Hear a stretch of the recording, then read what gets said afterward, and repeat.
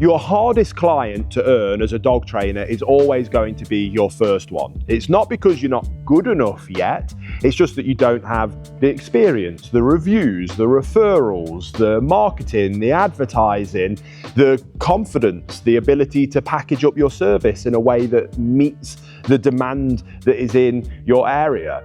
All of those things need to be learned and grown as you go, which makes finding that first client incredibly hard. But there are a bunch of tips, tricks, and tactics that you can utilize to make finding that first client way easier. And that's exactly what we're going to be discussing in today's video. And the first thing is to start with what you actually know, not who you want to be. So many dog trainers make a huge mistake of waiting way too long before they start actually working with dogs. They think that they're not quite ready yet. What you need to do is be honest with yourself of what is it that you do know right now, and then make it really clear and obvious to people that that is what you can help them with. And remember that clarity beats branding always, especially early on in your career. Your branding needs to be built on real world success, but at the start of your career, you don't have lots of that yet, especially with paying clients. But what you do have is the ability to be clear, be fast, be flexible, and help people aggressively with just being open, honest, and authentic. Now, if I was starting again, exactly how I would handle it is get my phone out. I would go to every single contact in my phone book, and I would either call them or send them a voice note and just say, hey, I've just finished my whatever course I've just done. I'm starting my career as a dog trainer. I definitely am going to be able to help with X, Y, Z. If you're struggling with that with your dog, or you've got any friends and family that are struggling with that with their dogs, I'm offering a huge discount for the first 20 clients that I work with.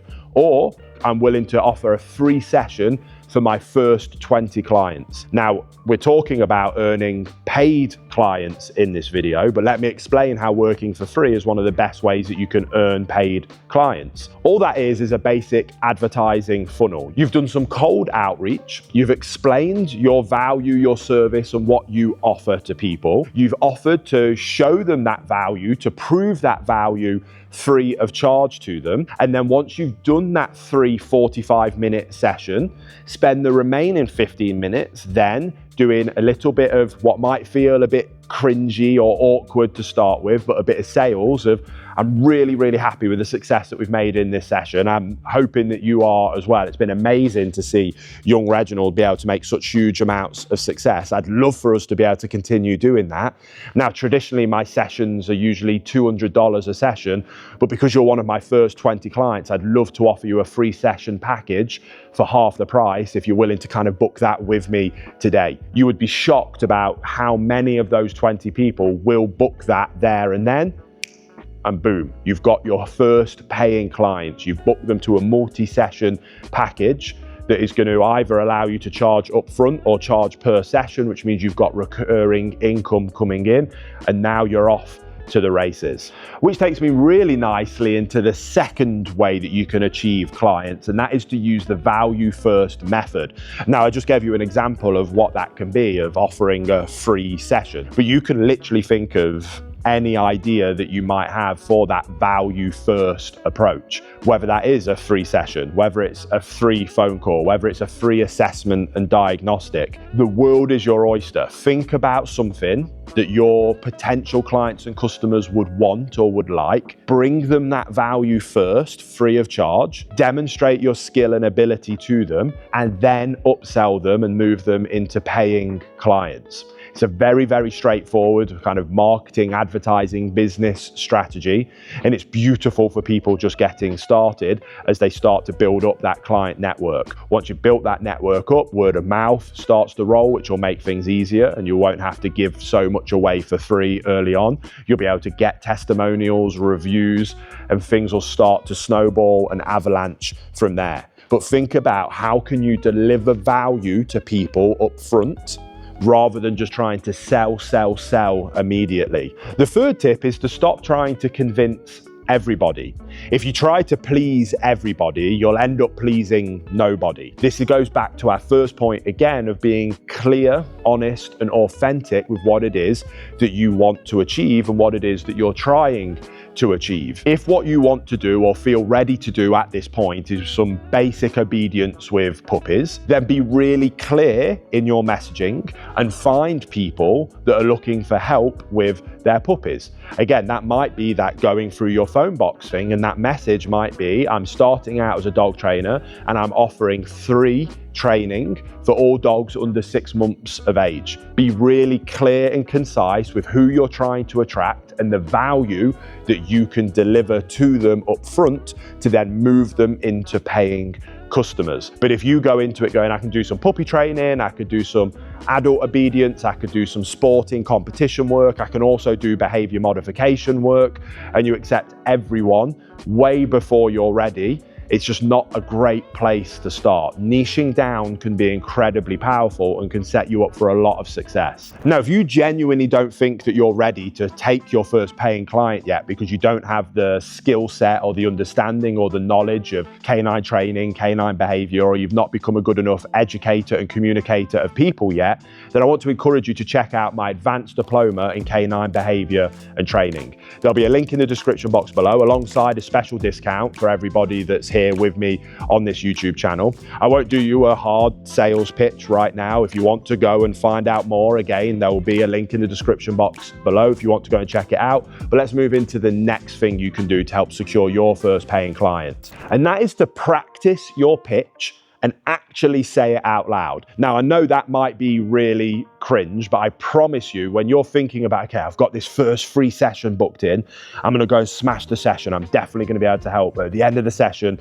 I need to try and pitch them and help them become a paying client. So I want to talk about the value that I can bring. I want to kind of offer them this discount, which will hopefully get them over the hurdle to book. I know I've got my system in place. It's gonna make it really easy to book. I'm ready to go. And this is what I'm gonna say. I promise you, if you just do that in your head, it will be a mess when it comes to doing it out loud. So I highly encourage one of two things. First is do it to yourself in a mirror. Again, if you've never done that before, it will be super cringe, but just rip the plaster off and do it. Once you've done it once, the second time becomes easier, and then go and do it 20 times to get you to the point where you delivering your value pitch, you upselling potential customers becomes really, really easy for you to do.